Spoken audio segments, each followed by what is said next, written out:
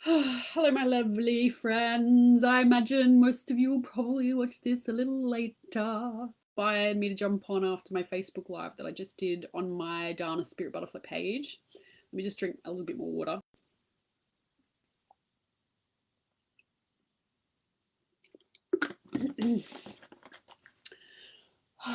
All right. So I'm a bit energy primed. Spirit has asked me specifically to kind of gift you with a little bit of insight around rose and what the rose frequency is. And we're also going to talk a little bit about the Magdalene, what they are, what that energy is, and how it may relate to you. And also, yeah, what to expect in the next rose circle. Some of you have already done my rose circles, and I really love our little group of women. There's not always many of us online, but we always have a really beautiful. We really have a beautiful time. I always feel really a deep sense of sweetness after our connection in the circles. So I really hope that if you've never come, that you might consider coming. And if you've already been to one and you're wondering whether or not it's time to do another one, I'd say come. Just come. We say that there's always a calling to come to particular ones, and this is also true. The work in itself is a calling, but I'd also like to talk, I guess, now about the rose frequency and how it aligns with us and the Magdalene. The rose frequency, we use the term the rose frequency because it encapsulates more than just the physical plant. The plant itself is the plant. Everybody knows what a rose looks like, and you've all seen one before. You'll have associations with those plants, and you may have some sentimentality around what they mean for you and maybe what they connect to. When we use the term rose frequency or the spirit ally of rose, we're talking about an energetic presence that's beyond the physical rose. It's a little bit more into the paradigm of the associations with rose. And so often we talk about something called rose lineage. And trust me, if you're a woman and you are in possession of a womb, or you have been in possession of a womb, because I am also sensitive and aware that some of you may have had hysterectomies or surgical parts of your womb removed. These are okay. It's okay if you've had one and it's not there anymore. The energy here is the presence of the conversation of the inheritance that comes from being born from a woman with a womb, because this connects you to a lineage that relates to the sacred feminine. And the sacred feminine is a very big topic also, just like rose frequency can be. But when we use the term the sacred feminine, we are talking about the feminine aspects of the human condition as opposed to the masculine. And yes, there is that delineation. We are looking not at the masculine, but at the feminine. And when we are talking about the sacred feminine rising. And to give you a better sense of maybe the sacred feminine rising, because people mistake this conversation as being solely about women speaking louder, getting louder, becoming more obvious. And this is a consequence, yes, of the sacred feminine rising. The feminine is not just woman as we perceive her through the lens of where we've come from, though. The feminine is something that we ourselves often haven't dialogued with fully, because our structures of society and our education systems and our parenting styles often have emphasized masculine presence and masculine constructs and masculine ideals. And that's partially because of the legacy of our history, our story, our past cultural value system that we've inherited, that previously made women property of someone else. We were owned by men. We were literally owned by men, similar to the slaves. We were not able to earn money. We were not able to be in possession of property or any wealth. We were property. So we are carrying the legacy of being property, of being owned, of being told what to do, and of having to live up to a particular ideal. And in a fashion, we have collectively needed this experience to understand about the feminine and her voice. because we needed to understand this awareness of something that sits under the background that is happening that nobody's acknowledging. If we can't connect with that idea, with this idea of there being parts of us that are in dialogue, that are existing, that we're aware of, that is not being seen, heard, or held, then we cannot be a part of the sacred feminine rising, because we cannot acknowledge what she is. And she is not just housed in women, she's also housed in men. She's also housed in non-binary genders. She's housed in all of us because she exists within the world. Everything on earth has polarity of some kind dancing within its system. And indeed, just like men, women also have masculine aspects. There are parts of us that are domineering. There are parts of us that are penetrating. There are parts of us that are opinionated and directional. There are parts of us that are egotistical and individualized. We are talking about returning back to a greater sense of awareness of the we presence, which is a collective field, which is why this work works through the rose frequency, which is a collective vibration. The collective vibration of rose houses energy information that can be translated, that you will have already in your system to dialogue with. And Spirit is reminding me that the church, and this is partially why the dance with rose frequency in the church seems to appear, and Magdalene, we'll get to that in a minute, dances around what happened to our society when we were influenced by organized religion. Organized religion being a structure or a hierarchy of energy that directed funds towards particular things and tried to dismantle and deteriorate and destroy other things, typically feminine things, while also hijacking feminine energy through the voice of men, through the voice of the masculine. We're not dialoguing much further with that particular issue here, but we all have that as part of our legacy. We all have that a part of as of our past storylines. We all have experienced that. You know, even the indigenous cultures have experience of being invaded by power-hungry giants, basically power-hungry hierarchical institutions that came and basically destroyed their way of life and suppressed the feminine, the sacred feminine within those cultures. It's funny, it's just, I say that and I feel so much pain in my spine. I feel so much pain on the right side of my body. Like I really feel uncomfortable talking about these things. And Spirit's saying to me to share a little bit about that discomfort with you, that a lot of the physical discomfort that we experience, sometimes it is simply that we're maybe operating from one side of the perspective and not listening to the deeper dialogue.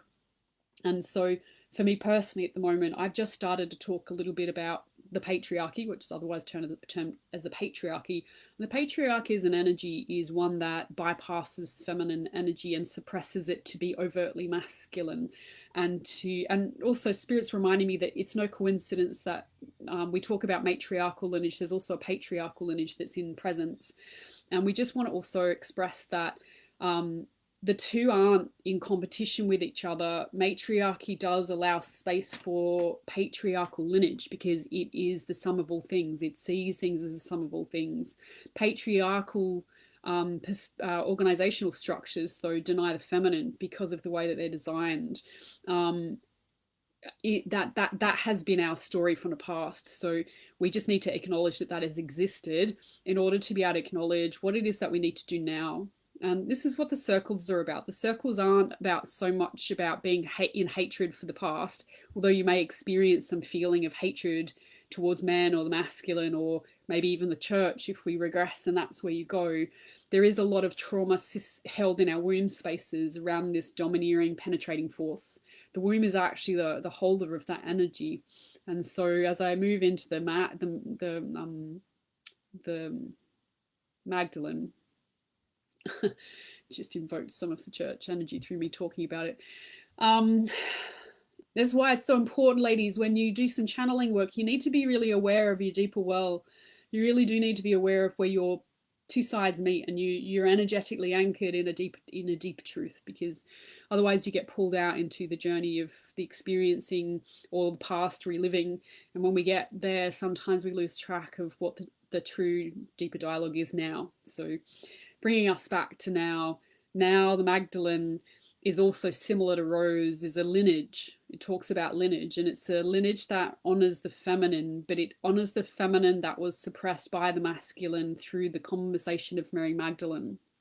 Mary Magdalene is not the only woman that's had that experience, but it's a fresh conversation that humanity still understands. And so we are here to communicate with the Magdalene, energetically the presence that's here to communicate with, to be able to inspire within us a healing that returns us back to source and back to origin. And when we use the term source and back to origin, it basically is back to belonging, where you belong, where you feel like you belong. And there are a lot of threads to that feeling sense. For some of you, you don't feel like you belong because you may have ongoing body pain that keeps you feeling uncomfortable in your own skin. And that dialogue is a long dialogue that's often an inherited conversation.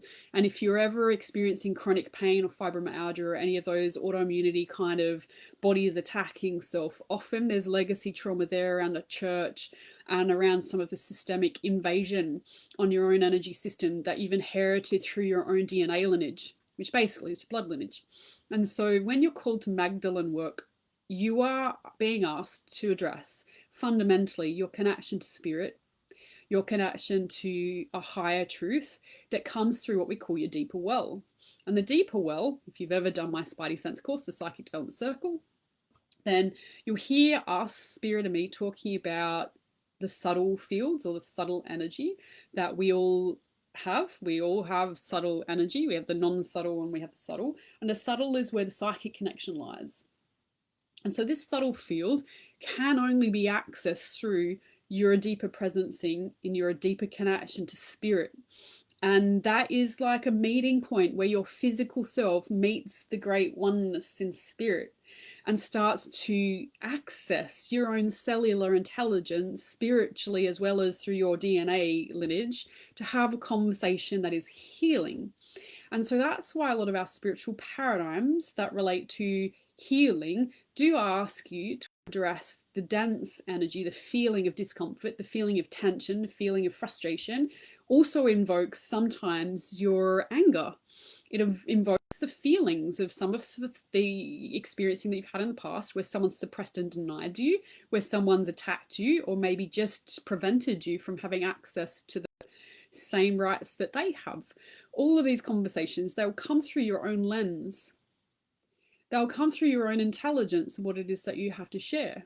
And it is the journey of the spirit that we're all on to reclaim ourself and our connection to our own deeper well, our own truth, our own spirit.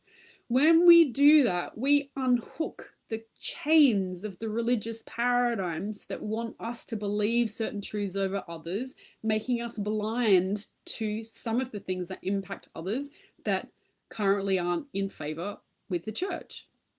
An example for this in my own DNA lineage is that my great-grandmother, her name ironically is Rose, my great-grandmother was sent to Australia to have a baby. She became pregnant by the landowner, so the Lord, she was in service in his house, the Lord made her pregnant, and to avoid scandal, they packed her up and sent her to Australia to have the baby. She had a child here in wedlock, not my grandfather, but my great aunt would be my great aunt.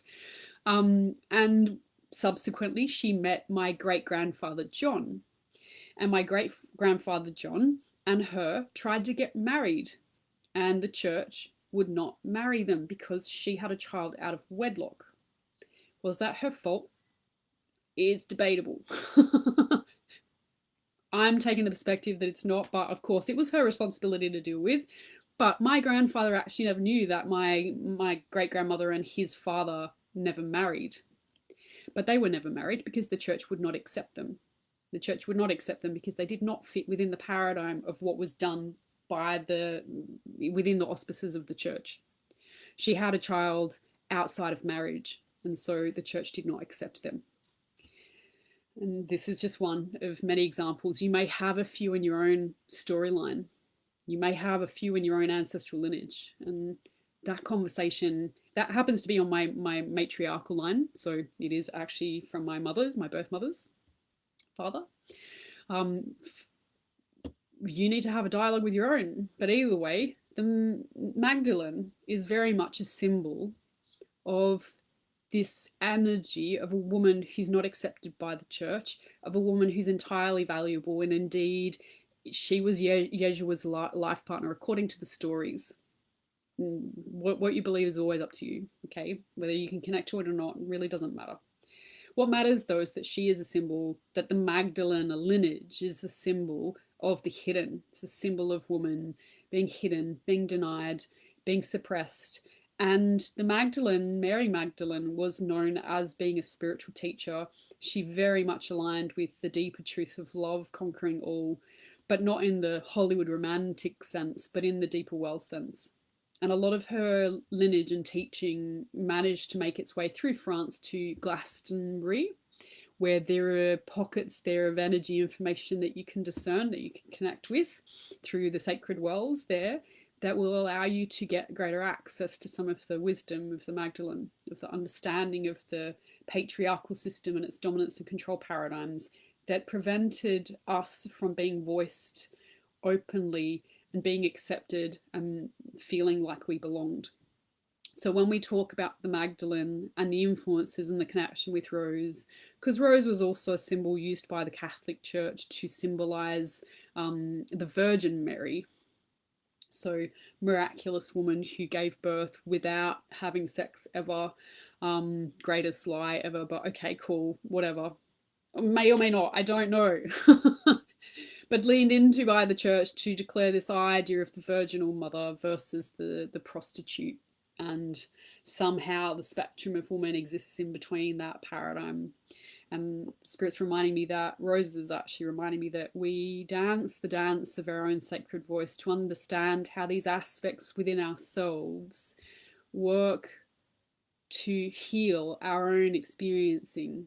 And so some of you may have had experiences in this life where maybe you've had sex with a person where you probably in hindsight thought that you shouldn't have, but at the time you convinced yourself that selling yourself through your sexual arts was a good idea at the time. And this, in a fashion, dance is the dance along a paradigm of voicing of the feminine, all of our potential, all of the pockets of us that we can express ourselves from, that indeed we have availability to express ourselves through that lens. Women are incredibly diverse, and our voices are difficult to put into boxes and to declare one woman, like to be a woman, you have to be one thing. I think there's even a documentary that's called What Does Woman Look Like? And that is a very good example of how difficult it is to label what woman is. Of course, it's written by a man, and don't get me started. I actually watched it with a bunch of guys who were like, yes, let's watch that and use this to express our opinion about this current transgender thingo. And, they're all loving guys for sure. But I actually found it very interesting that none of them actually asked me, a woman, how I found that, nor listened when I started to express some of my experiencing around what it is that I felt, disregarding the fact that this is my entire business. Well, a main part of my business. So anyway, we are going to wrap up just so that you understand a little bit of information around this. Of course, you will have the ability to tune into what Rose is and what the Magdalene is yourself, and how you interface with this. It will show up. Will show up if you become connected to some of the work that we offer through Rose Circle. You can also connect with it outside of my offering as a Sacred Rose practitioner, but it's here available to you if you'd like. The Sacred Rose Circles are designed to gift you with the opportunity, the space and time, and the energetic container to be able to show up and to allow that part of you to move. When we use the term move, that's what healing is. Healing doesn't happen because we're static and we stop. Healing happens because we are resourced to allow things to move through, i.e. process them, so that we can finish what it is that that's about and resolve the energy. And resolving the energy doesn't happen just by forgiving them and moving on. It happens with each person differently, and the deeper well, your own connection to your own spirit and your own source and your own origin is actually where that lays. And so the rose circles are about returning you back to source and origin, your origin, not necessarily mine. We all from a fashion come from the one source, yes, but we all have our own experiencing as we head that way. Our incarnation and the way that we've been born into this life, it's all unique to us, and your responsibility is to find out what yours is. Because that's why we're here. We're here to have our own experience through the voice of our own personal exploration. But we also do that understanding that we're not in it alone. This is not just me as an island in isolation to you. We are always surrounded by energies. For example, the lamp behind me, someone made that lamp, and so it only exists in my life because someone made it. This would not be influencing me in my life if someone hadn't have made it. So there's always, we're surrounded by things that are made by people. We're surrounded by things that are other people's influences on us. And to deny that is to lie. It's to play some masculine, intelligent, maybe unintelligent conversation. So the rose circles, what are they? Why they're here?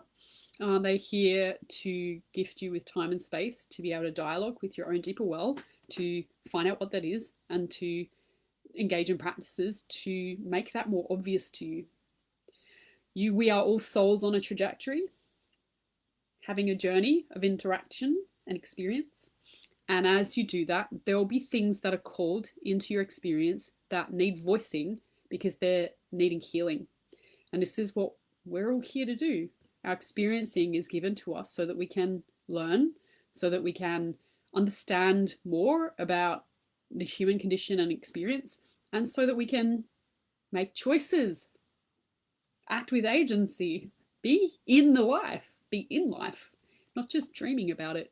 We're here to be in life, and that comes with choices. And some of us struggle to make choices sometimes around particular things. And usually those particular things are a calling card for something that your soul is craving a lesson around, that your soul is craving to learn. And not all lessons are painful. And even the ones that you feel are painful don't need to be experienced with pain, which is why we work with Rose, because Rose is soft, she is subtle, and she is understanding. And she understands how to help us to understand what we're going through in a gentle way so that we don't need to be in adrenal response all the time. We don't need to be taxing our hormonal system so that we end up in early menopause. These things matter. Damn it, these things matter. These things matter. Nobody talks about this because it's not a part of our education system. Some of us are offering some of these things though, which is why we offer these opportunities for you to dialogue a little bit further with them through your own voice. But it starts with you recognizing that you have the power to make a decision to be there and to show up and to acknowledge what's going on with you. You need to do that. You're the one that has to take that responsibility. You can't spend your life giving that power away. To do that is not to assist the sacred feminine rising. To do that is to fall into victimhood mentality and to fall into the paradigm of, if someone's not going to come and save me, then I'm not worth saving. And when you get there, I understand, you know, sometimes we get there. Sometimes it's a part of the process to be there. But this is not a life mantra. It's not a life worth living. It's not life ongoing. This is also one of those parts of the sacred feminine awarenesses that we have, that we're not ever in a point of fixed position where things won't change or can't change. Sometimes you don't even need to do anything to notice that there's a shift or a change, but you do need to be present. And this requires you to be aware of what it feels like to be present versus not. And the Rose Circle offers plenty of practices for this. But we also do a little bit of a deep diving. We do a little bit of journey work with your own psychic awareness. And we assist you to communicate better with some exercises that show you how to communicate better with others. And these things are all beautiful tools that assist the sacred feminine rising and assist you with your own voicing of your own feminine energy. And so I really hope that you'll join us. I would really love you to join us. I would really love you to join us. So I'm going to sign off and thank you for watching, recognizing that nobody's on live. And there's 50 million reasons why that might be. I suspect it has something to do with notification settings and maybe my timing, and also, yeah, I'm not going there. All I can see in my head, though, Spidey Sense friends, if you're into Spidey Sense, I just keep seeing the Eiffel Tower in my head. It's like something that, like, it came in and I wasn't, like, was sitting in the periphery, and it's just been moving forwards. And so I just want to talk before, because I feel like this is a spirit message. The Eiffel Tower for me is a symbol of revolution. It was a gift, right? It was a gift to the French nation. And it's a structure. It's a structure that demonstrates strength and might. It's also in the shape of a pyramid or a structure that is triangular, which is about stability. And so I feel like we're talking here about how fundamentally the Rose program is about stability. It's about recognizing the gift of stability and the support of the structural systems that are in place. Not to mention, of course, that the Eiffel Tower is a symbol for many that helps them remember the truth about France, which is that it's a beautiful city filled with romantic opportunities and worth visiting. I don't know if that made sense to you. Kisses, my friends. So our Rose Circle is on the 22nd of June. It will be for Yule, which is winter solstice here in the Southern Hemisphere, and it's for Litha, which is the summer solstice in the Northern Hemisphere. And so it'll be the 22nd of June for the Northern Hemisphere, and also the 22nd of June for Australia, the Southern Hemisphere. There are two calls though. So time zone availability, the Australians can also attend on the 23rd of June, although the energy will be very different for that call, because it usually is, when I do the two calls, the energy of the both is slightly different, and not in a bad way. It's just representative of the energy of the grids that are of where we come from. So one is not better than the other, because, as you know, we run them as a collective field, energy field, which means that as we read for you, the energy that comes through will be right for the people that are in attendance. And so I assure you, if you come, you will receive something that is of value to you. I hope you'll make it. I'd love to see you. Please ask me if you've got questions. All right. Wish you a beautiful rest of your day, and blessings from Rose and Magdalene. See you.